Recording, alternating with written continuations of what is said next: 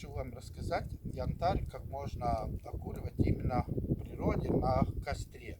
Уже в древности люди пожертвовали янтарь огню. Янтарную крошку, янтарные пыли хотели высказать свои намерения и посылать в вселенной. Ну, эта традиция уже дошла до наших дней, но еще плюс этому мы можем улучшить свое здоровье. Когда мы окуриваем янтарь именно на огне, мы получаем дым янтаря, который очень полезен для наших верхних дыхательных путей, о чем я уже рассказывал в предыдущих своих выпусках. Но в следующих своих выпусках я уже буду рассказывать о янтарной кислоте, как она нам помогает жить.